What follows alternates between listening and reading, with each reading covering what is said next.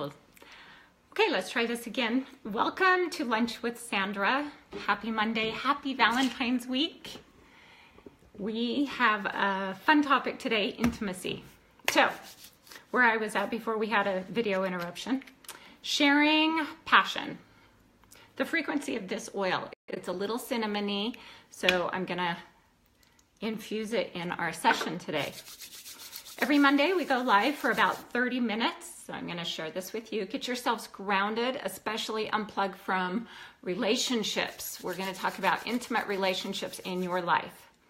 Okay, fingertips together, tongue on the roof of your mouth. That grounds you, that puts you right here in the right here and now.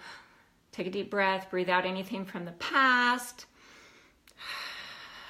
Deep breath again, breathe out anything that might be coming up for you in the future. And get yourselves present. See my fun bouquet of flowers over there. And also, if you look to the right, I've got a little heart, crystal heart hanging up. So we are in the Valentine's mood. Happy Valentine's week. It's my intention that this week you experience more intimacy in your life. And intimacy, if we define the word intimacy, it is connection. It's sharing yourself with another person and being shared with, okay? So a person sharing themselves with you and you sharing yourself with them. Intimacy doesn't just mean sexuality, although that is a big part of intimacy, but it doesn't always just include sexuality. So today we're going to be talking about lots of types of intimacy and why intimacy is important in your life.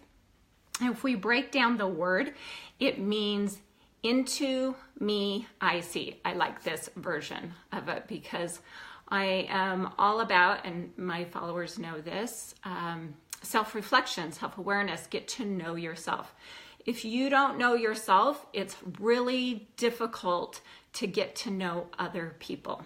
So, into me, I see. What that means is when I'm with you, I can see me, which is kind of cool, right? When somebody's with you, you can bring out the best in them and you can bring out the worst in them. We do that with our most connected relationships. We tend to bring out the best and the worst in each other.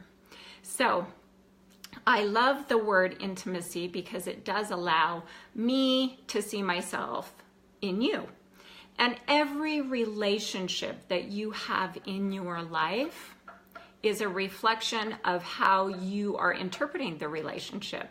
Everything that's going on out here is a reflection of what's going on in here. In here, I should say. Okay, so if we look at what intimacy is, it's a deep connection. It's a sharing with another person. It's being able to be raw and authentic and vulnerable. And that's really hard for us to do a lot of times. It's hard for us to be raw and vulnerable with somebody else when we don't trust that the other person is safe for us to be raw and vulnerable with. So being intimate and having these connections is really a part of our intrinsic self because we long for connection. The human nature, human experience longs for connection. Connection is the opposite of sadness, loneliness, depression. It's actually the opposite of addiction. So connection is actually who we all are at our intrinsic self. At our God self, we are connected. And that's why intimacy is one of my favorite topics because it really brings us back to who we are originally. Our blueprint is connection. Our blueprint is intimacy. And consider the possibility that everybody in your life right now is a vibrational match to you. Okay, so if I say that word, vibrational match to you. What that is, you know, I like to talk in or speak in words of frequency. And those words are about vibration, match, laws of attraction, what you're thinking, you're feeling is being created in your auric field. So consider the possibility that everyone in your life right now is meant to be in your life because they, on some level, are a vibrational match. So we're going to talk about different kinds of intimacy and different kinds of connections. And one of the things that I want to impart to you is the importance of you having many relationships in your life. And what I mean by this is so many times we get in our mind that if we find our true love, that this true love is going to fulfill us in every way. They are going to make us feel really good about ourselves. They're going to provide us fun, happiness. They're going to provide us everything we need. And that's an illusion. That becomes, if you look at that, that actually is a lot of pressure on your beloveds, right? On your loved ones, for them to make you happy or for them to fill an empty void inside of you is like saying, I need you in my life to feel fulfilled. And that's going to lead to disappointment and angst and a broken heart. So how do we create intimate relationships all around us and be able to feel connected on many levels? Well, the first one is to know that we have many, and I like to call them weenuses or usnesses, okay? And that means I have a relationship with you. And I have clients on the line that are watching. So each of you I have my own usness with, okay? And that relationship between the two of us becomes an intimate relationship when we're sharing feelings and when we're sharing thoughts and emotions. That's pretty normal. Those are normal, intimate relationships, if you want to use the word normal. I use the word normal here so that you can see that it's very appropriate for you to have many relationships that you're connected with, because one person can't fulfill all those levels. For example, I have my Rapid Eye community. As a Rapid Eye trainer, I have the community of trainers, I have the community of technicians, and I have the community of light workers, which I see some are online. There is a beautiful energy exchange that takes place there. We talk about gemstones and oils and vibrational frequency. We talk about, sometimes I refer to it as the woo-woo spirit realm, spiritual experiences, apparitions, things like that, that I have that relationship with those people. And when you understand that that's what you gain from that relationship, then you have that exchange, that energy exchange. My husband, for example, we share golf in common. We both like to golf. We both love our children and our grandchildren. So we have this usness that's very grounded in that relationship of sharing family, intimacy, sexual intimacy, physical intimacy, and family and children. And then I have many friends in my life that I share different things like joint ventures and business goals and experiences and planning, and the light workers for the Light Center. And so I have a lot of intimate relationships in my life which keep me very fulfilled.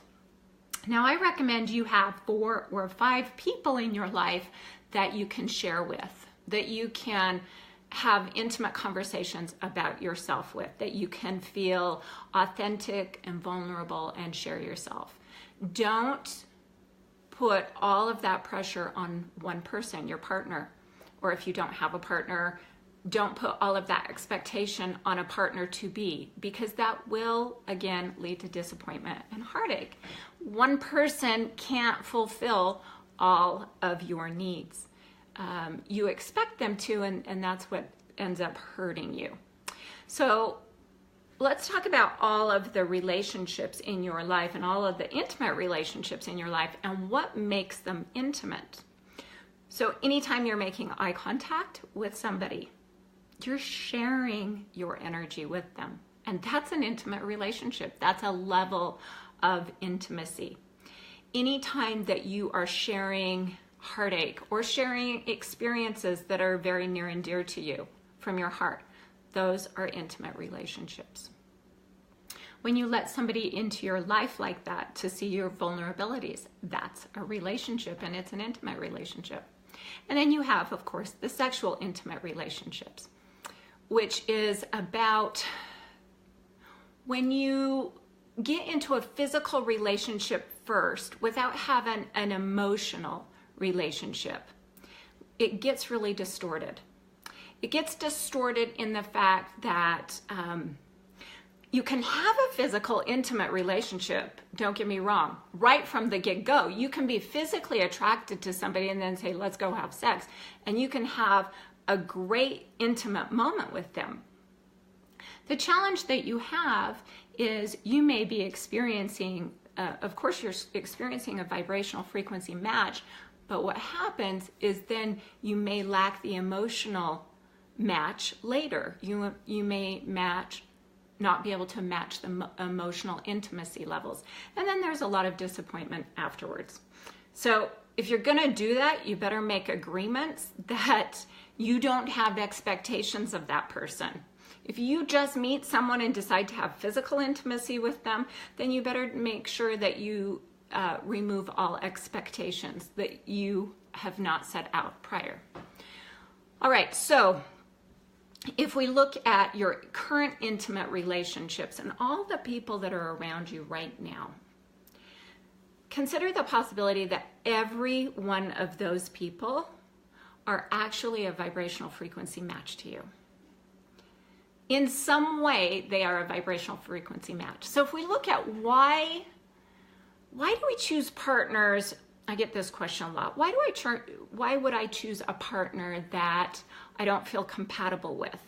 And somebody will say, Sandra, you tell me that I'm compatible with this person because we're a frequency match, but I am not compatible with this person because this person is mean to me. Let's say they're verbally abusive, they use words to hurt me, and so I don't feel compatible with this person. And I would say to you, you actually are compatible with that person on a frequency level. And here's what happens. In our childhood, we are loved by our parents, right? Parents, teachers, everybody. So if we look at what was my love as a child? What kind of love did I experience as a child? We then know what's familiar to us. Now, if we had parents that yelled at us a lot, then we would probably acquiesce to someone who's verbally abusive or who would yell at us. Even though we don't consciously like to be yelled at, we will be a vibrational match, meaning we will match up to their level of frequency, which is they are a yeller or an abuser, and we are the one being abused. We're accustomed to that, so we reach out. Because of its familiarity, it feels normal and natural to us, and so we actually will acquiesce to people that can be abusive to us. All right, so if we look at then every person in your life then is a match on some level. And if you don't like the matches that are in your life right now, then I highly recommend that you sit down and go, okay, what in this person is within me? What match am I to this person? And in order to be able to correct behaviors, you've got to see them in yourself. And so if you look at somebody who's being abusive, then you have to look at yourself. Where are you yourself being abusive? And if you become a victim in relationships a lot, then you are most likely abusive to yourself. You do a lot of self-talk that can be very abusive. So be aware when you've got intimate relationships out here, whomever they are, your friends, family, or beloved, what is it inside of you that is attracting them in your life? And if you want to change that, instead of trying and changing the person you're with, change the stories that you're telling yourself about that person. I had an interesting awareness when I caught myself projecting my story into my partner. And I have, as we all do, I've been with him for 23 years, and so I have a story that goes along with him. And I caught myself projecting my story onto him of what I think and feel he is. And it's interesting to become the observer of that and realize that that's a story that you've needed to tell yourself. And I had to really do some self-reflection on why do I continue to need to project that story onto him? And what that looked like was my parts of me that feel inadequate needed that story to make him inadequate so that I don't always feel inadequate. Isn't that interesting? It's rather deep, but if you look at it, how you will project a story onto someone. You see, we don't live with the people next to us, our children, our partners, our friends. We live with the thoughts and stories we tell ourselves about that person, which is fascinating because what's the story you tell yourself about your beloveds, about your intimate relationships? And pay attention to how much you project into that story. You project a frequency. When you're having thoughts and feelings, your energy field is projecting a frequency. So when you have a story about anything, whether it be a person or a thing, you actually self-create that story. You will go out and vibrationally need to create that story. So I caught myself doing this, like making him that story, setting him up to act like that story.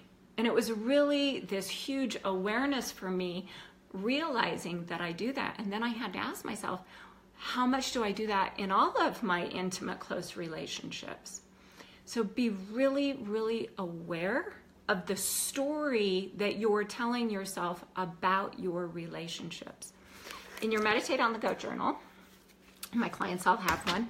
If you turn to your ideal relationships page, you will see that there is a place to write out your ideal relationships. Now, this is an important exercise to do because when you can see what it is you want, know what you want in a relationship with a friend, with a coworker, know what kind of relationship you want with your family, with your children, with your life partner. Get really, really clear on what those relationships look like in your ideal world. If I had the ideal relationship with my daughter, for example, and I feel like I do with my daughters, we are able to share those things that, and my daughters are adults, so it's a little bit different, but we're able to have intimate conversations about how we're thinking and feeling, and we're able to be raw and vulnerable with each other and not judge each other for that. And it's my wish and desire that I can be a grounding soundboard for my girls and my boys also, that they can feel safe with me and that they don't feel judged with me. So I have that clear intention that that's who I am for my children. And then I would write that out in my ideal relationships page. So if you go and write out what an ideal relationship is with your children, with your partner.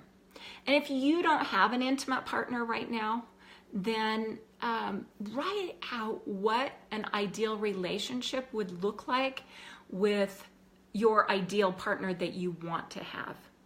Okay, so I want more authenticity, I want raw, I want to be able to share myself, I want the physical, emotional, and mental connection with that person. Write it out and define it.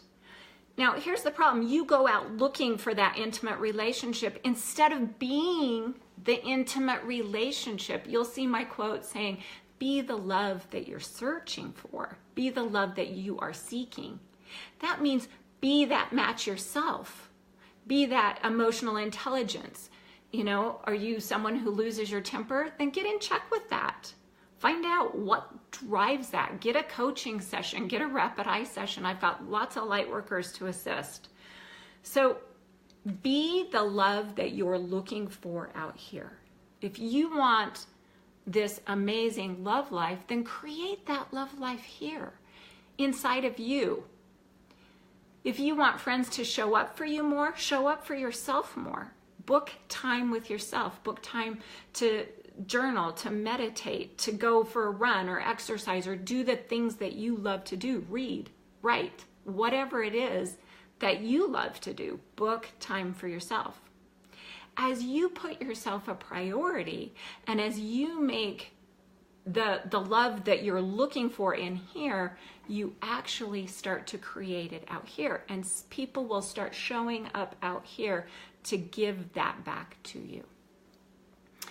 Okay, so in my past videos, I've talked about difficult relationships. Stop trying to change those difficult relationships. They will either fall away from you or they will change. As long as you stand firm in who you are, in your frequency. And it's really hard for us to not lose ourselves in relationships, at least, well, it's my experience that with myself and my clients, it's difficult to not lose yourself in a relationship and try to become everything that person wants you to be. So if you realize that it's all just a frequency, then you don't have to go and be upset at the person that's giving you verbal abuse. Instead, you go, okay, what would I rather have? I can put up my hand and say, I'm uncomfortable with this conversation. I'm no longer having it, and turn and walk away. Set healthy boundaries. If you're with people that come in and out of your life because they get upset, then ask for what you want and need. That's so important in relationships. And if you go to my earlier post, you'll see that on Instagram and Facebook. Look for the things that you are important to you in a relationship and be those things yourself. The most common challenge we have in relationships is that we go seeking for a void outside of us instead of what's inside of us. So if you are looking for love out here, it will disappoint you because it's not fulfilled in here. Be the love that you're looking for and you'll attract it out here. Okay, I had some questions. People were asking, how do I change my frequency? I saw that one. Also noticing what you would rather have in your relationship. Embrace the dark parts of your relationship. Yeah, I know that's a hard one. I'm going to say it again. Embrace the dark pieces of your relationship. And instead of asking, why me? Ask, what can I learn from these relationships? Every intimate relationship in your life is a valuable teacher about yourself. How you think about yourself when you're with that person. Do you compare yourself? Do you judge yourself? Do you feel inadequate? That's inside of you. That's not inside of them. So sit with that for a moment and look at the duality that you experience in these relationships. When you say, he makes me feel inadequate, what you're really saying is, I feel inadequate in his presence because da-da-da-da-da-da-da. That inadequacy is already within you. So change your frequency or your thoughts and feelings about inadequacy, and you change the relationships out here. When you are able, or as you are able to do this exercise and look at what would I rather have? If I am experiencing feeling inadequate, then I would rather have feeling adequate. I would rather have feeling loved and competent. So practice in your alone time. Practice feeling loved and competent in your alone time. Practice feeling confident inside of you without looking for someone outside of you to fulfill that. As you get it in here, people start to give you that experience out here. And it really, life becomes much easier, much more beautiful. In fact, I even dare say, life actually gets easier. And I can say that because I breathe it, I practice it. When you change your frequency in here about intimacy and about what that looks like for you, when you are willing to look in the mirror 100% into me, I see. When I look at you, I see me. What do I see about me in you? When you're willing to look at that and own all of your experiences 100%, it gives you the opportunity then to change your experience. Appreciate the dark pieces of yourself. We all have them. Appreciate the parts of you that beat yourself up and ask, what would I rather have? Make a list. What would I rather have? I feel confident and self-love. Tap those in. Tap those into your energy meridians. Watch my video on tapping. When you have a feeling that you want to keep, breathe that in. Sit with it and say, this is a feeling that feels natural to me. This is my natural frequency. And then when you're in that frequency, then follow inspiration. Follow steps in your life that come from places of inspiration rather than lack of love, loneliness.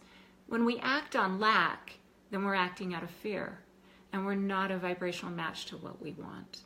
So follow the inspiration that comes when you're in that place of frequency that you desire. And remember, everything that you desire, that intimate relationship you desire, is just a feeling. And you can create that feeling right here, right now. Okay, so we're going to do an exercise before we close. We're about done. So breathe up from the earth and down from heaven, and open, blend, and balance in your heart center. Thank you guys for your beautiful comments. Putting a love frequency inside your heart that you may feel your spiritual team. And as I mentioned it, I feel them. These are deceased loved ones, your angels, guides. They are assisting you on the planet in creating a life you love. So thank them for showing up for you. Thank every relationship in your life. I am deeply grateful for all of you and for the relationships that I have with you. I love you. Happy Valentine's Day. Bring in this frequency now. Carry it with you, what we're feeling right now, with you for the rest of the week. And watch your love life be a reflection of the love that you're feeling right now. Namaste. You guys create a fantastic, loving week with everyone around you. Make eye contact and say, I silently love you to each person you meet. Namaste.